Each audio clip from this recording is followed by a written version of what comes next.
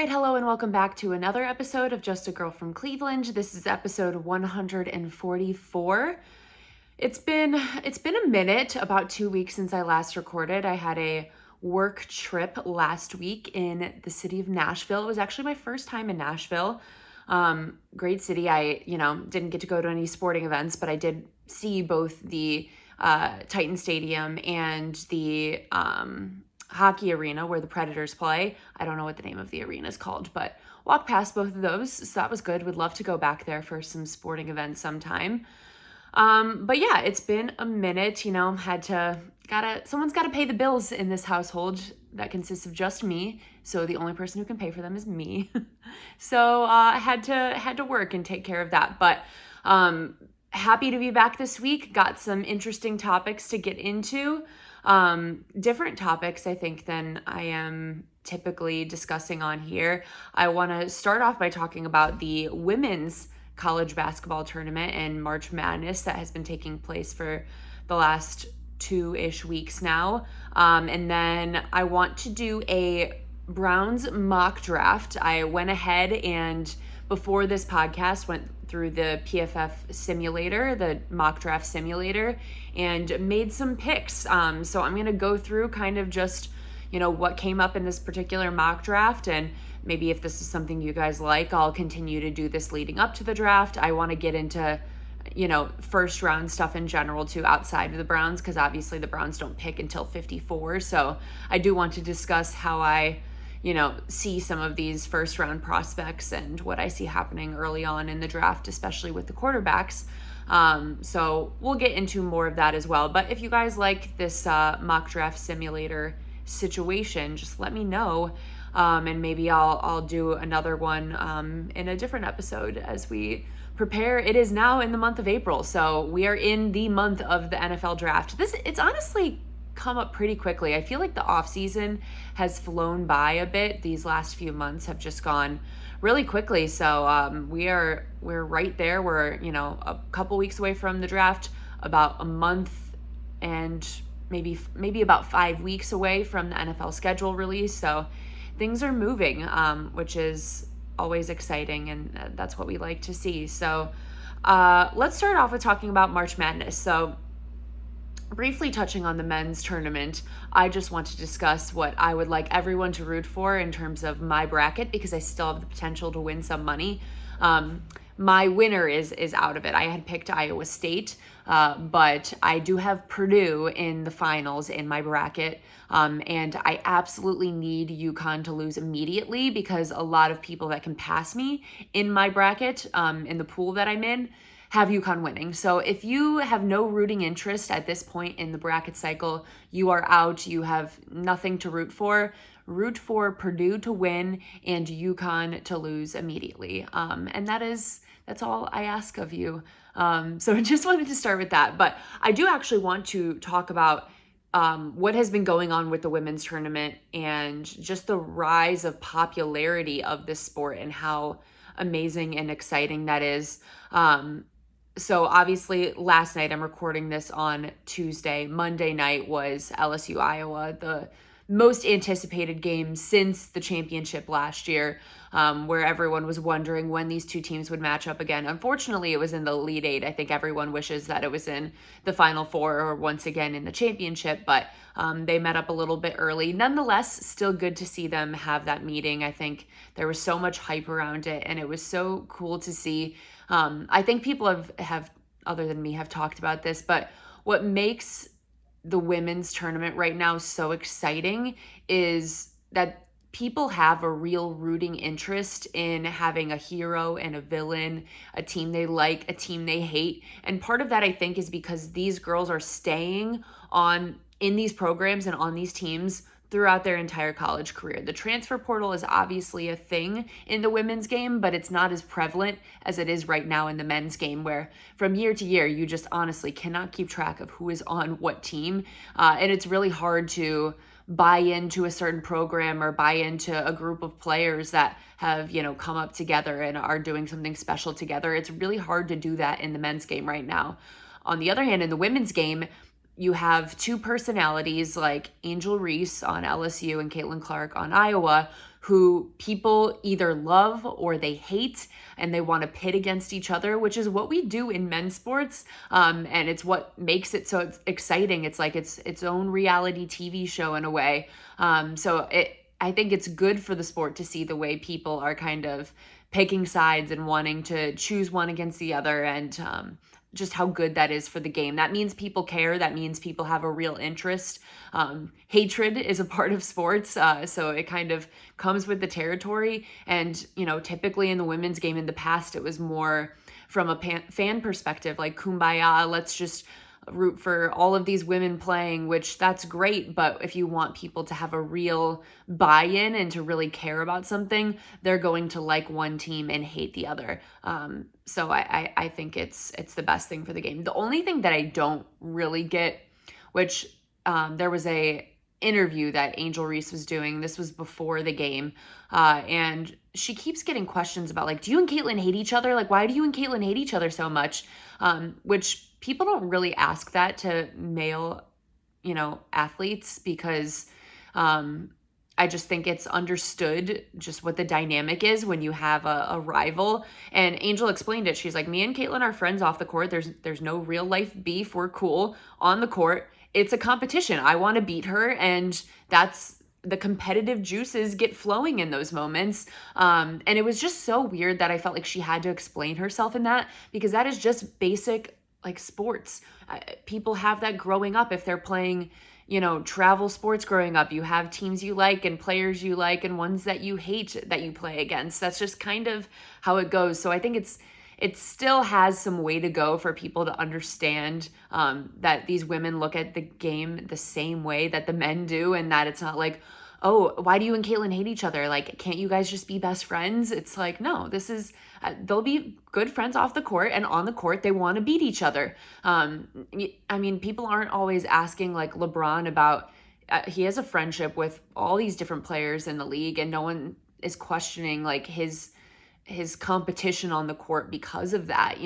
They're not asking those same questions. So I don't love that, but I think just Angel and Caitlin especially have been so awesome for the sport and what they've done for it.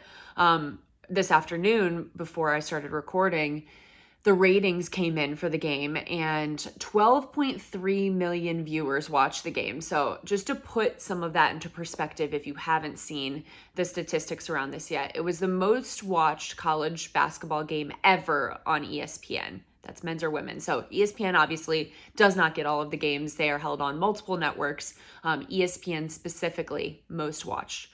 It is the most watched women's college basketball game on record. So on any network ever, this was the most watched women's college basketball game. Very exciting. In comparison to other sports, if that doesn't do it for you because you're like, oh, that's just like college sports, let's see this on, college basketball specifically, let's see this on a bigger scale. It outdrew every NBA game last season except for Game 5 of the NBA Finals. So more people watched that game than a single NBA game last season except for Game 5 of the NBA Finals. It outdrew every college football game last season outside of any of the college football playoff games. Ohio State, Michigan, biggest rivalry in sports, and the SEC championship. Did better than every single one of those other games.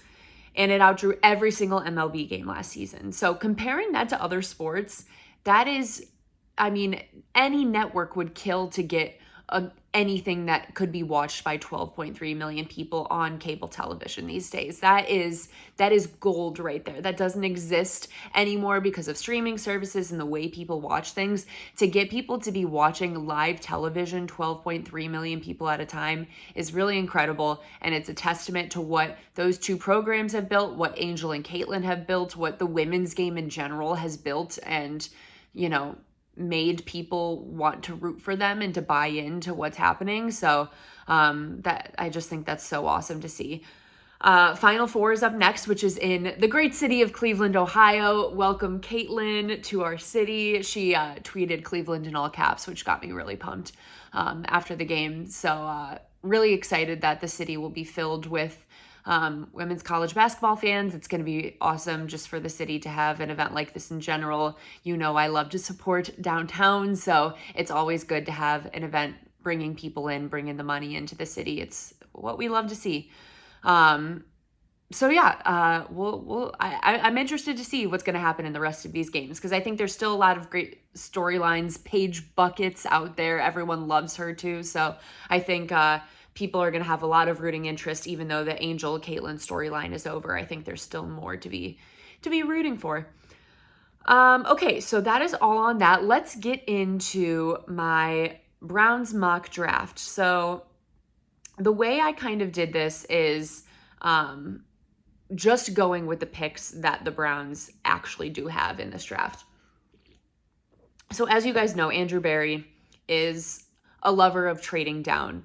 And I would not be surprised whatsoever if it comes to draft day and it's around pick 46 and it's like some alert comes in that the Browns are trading down and trading out of their second round pick there to acquire some additional picks in later rounds. That would not shock me in any way, shape, or form. If you know Andrew Berry, it would not shock you either.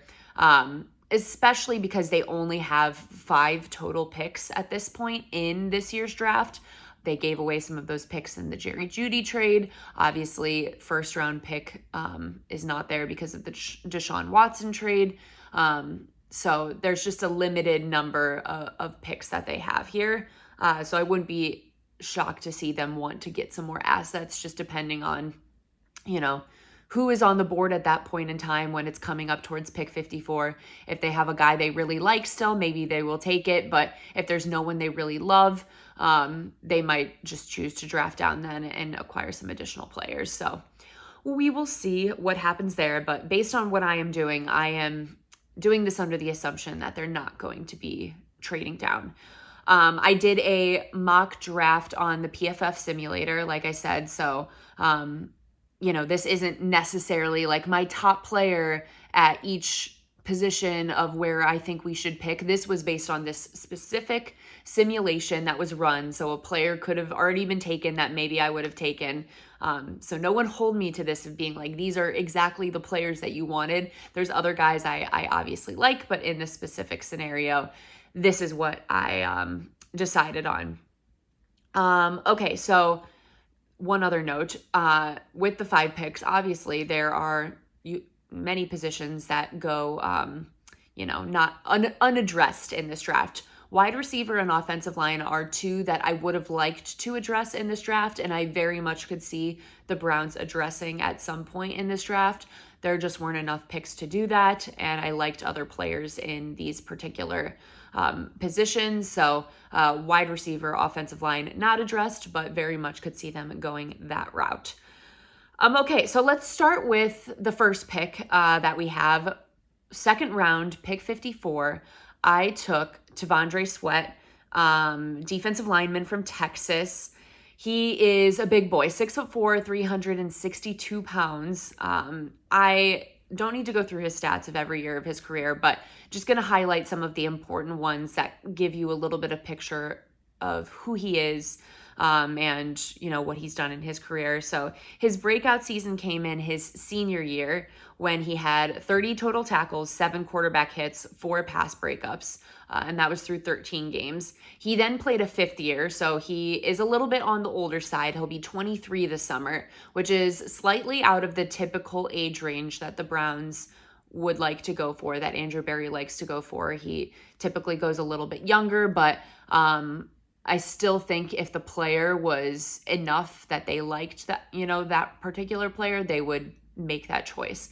It's also not a first round pick. So I think they really like doing that when you have that 5th year, and you can get that second contract in at a younger age. But I don't think it matters as much when you get into these later rounds. The player is more important at that point. So in his 5th year, which was his final season in 2023, he had a career high 45 tackles, 2 sacks, 4 pass breakups, and a blocked kick. We love to see a blocked kick. That's always fun. And then he won nearly every award last season, just all of the different honors. First team All-American, Big 12 Defensive Player of the Year, first team All Big 12, etc., etc. Don't need to go through all of them, but he was pretty much awarded everything you can get.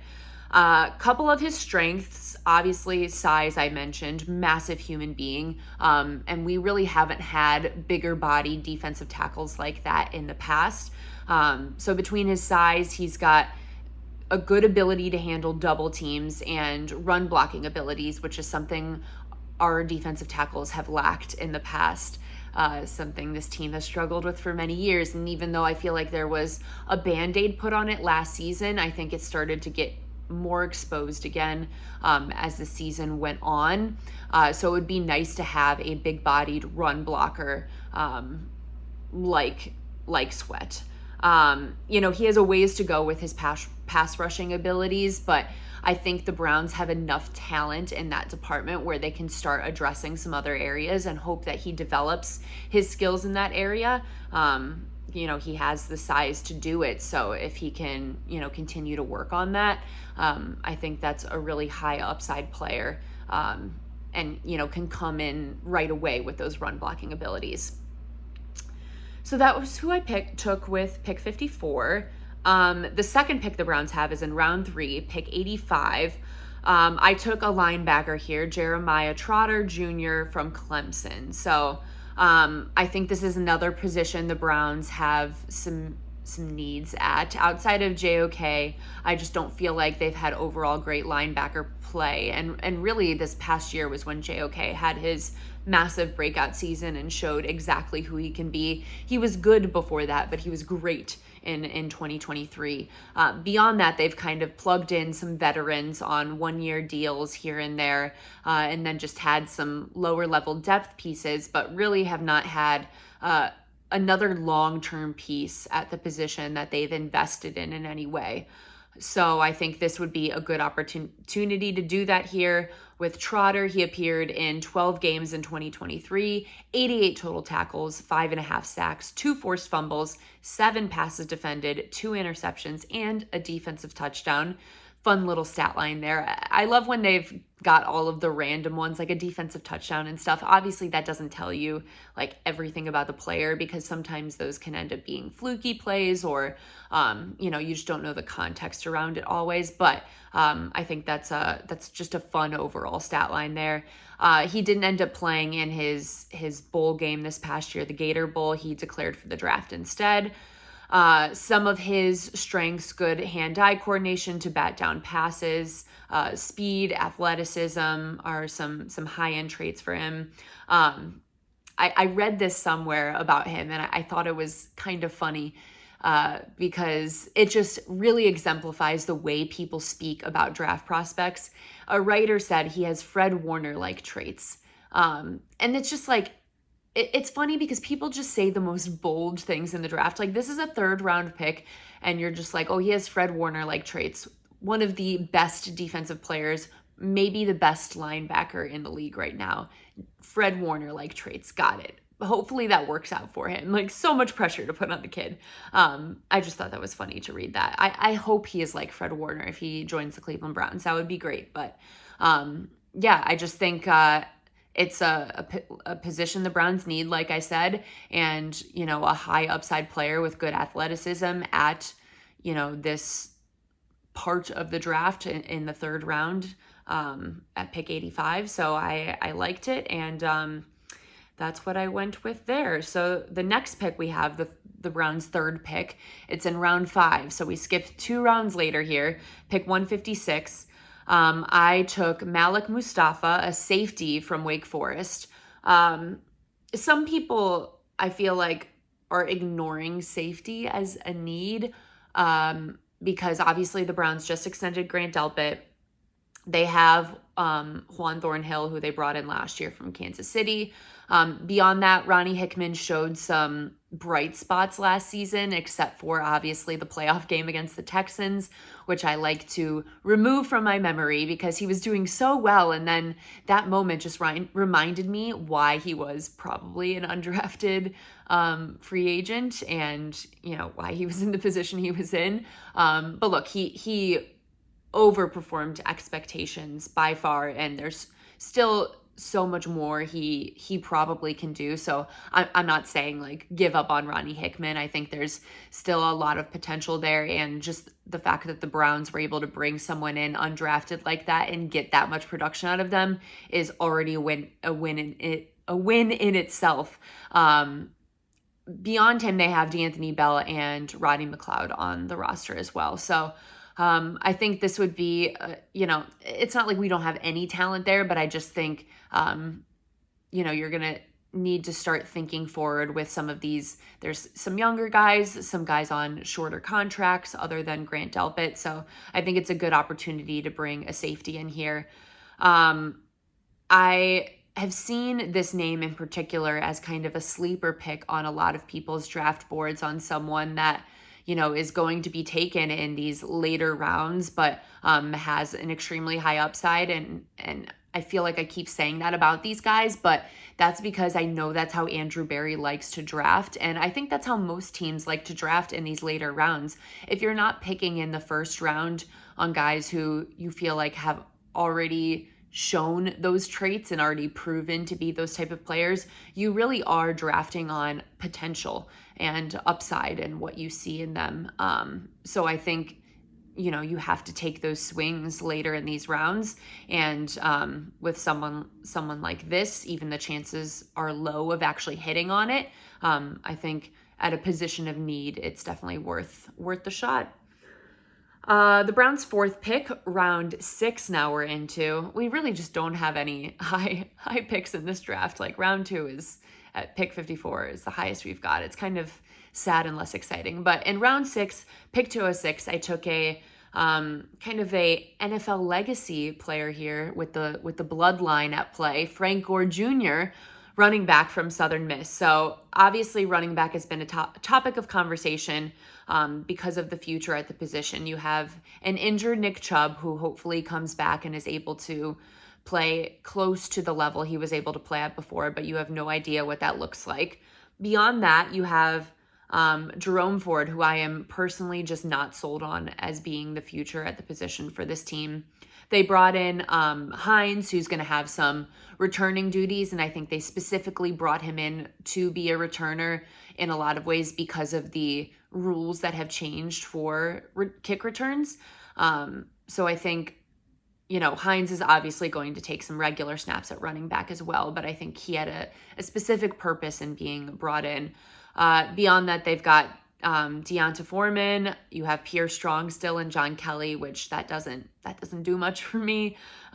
So I think, taking a swing on a guy who has some NFL family history, obviously quite a legendary player in his family.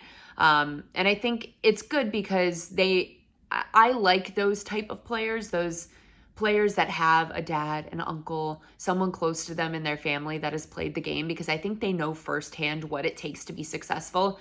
And I think that means a lot more than people realize, just what it looks like to take care of your body day in and day out. And watching someone do that for so long, it sets you up for success in a way that I think a lot of the younger guys that don't have those examples in their life don't see going into the league, and maybe make some different mistakes.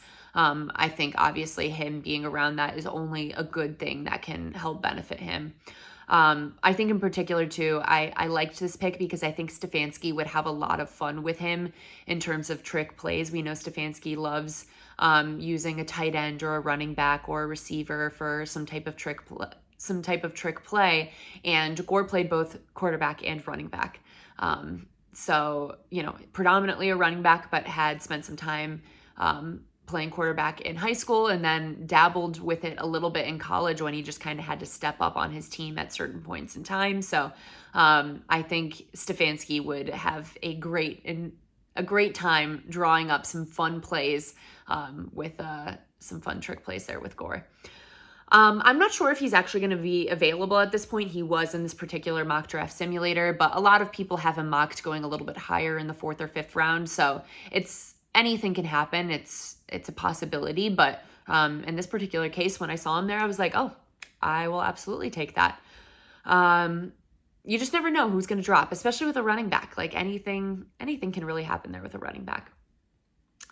And the final pick the Browns have, their fifth pick, round 7, pick 243. I have them taking tight end Trey Knox from South Carolina. Obviously, Harrison Bryant is gone now, so beyond Njoku, I think they are going to want to start thinking about a second tight end. We know Stefanski loves using multiple tight end sets, so I think they're going to want to address that at some point in this draft. He is a good blocking tight end and also played some receiver, so he has a lot of those good route running skills and those types of abilities. He's definitely better at running routes, getting separation than he is at making those tough contested catches.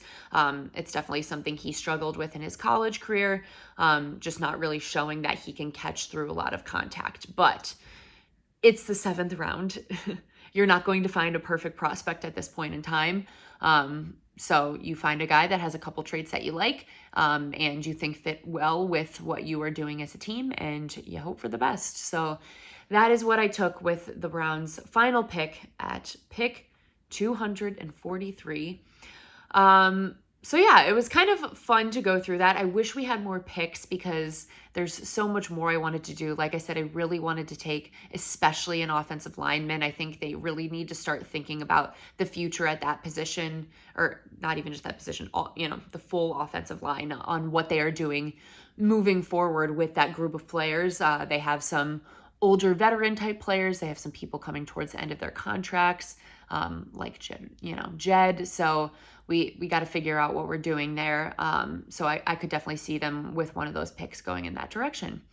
And then I mentioned receiver too, because I even though we made the Jerry Jeudy move, I still feel like they need to continue addressing the position as much as possible to try to hit on a guy, because it's something that this front office has struggled with, is finding good receiver talent in the draft.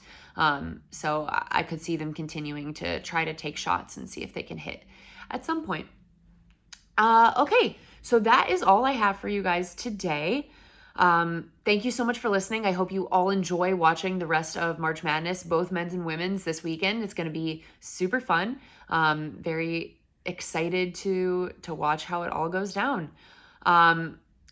Let me know if you like this mock draft situation. I can do another one next week. If not, I'll probably start getting into some other types of draft content, and just other off-season discussions that you want to have. Let me know if there's anything in particular you want me to talk about in regards to the roster or this upcoming season, or just any questions you have. I'm all ears, because off-season content, it gets tough. Thank you guys so much for listening. If you could leave a review or rating wherever you listen, that would be greatly appreciated. Subscribe, leave a comment on YouTube, also subscribe on YouTube. I'd very much appreciate it. Thank you guys so much for listening, and as always, go Browns.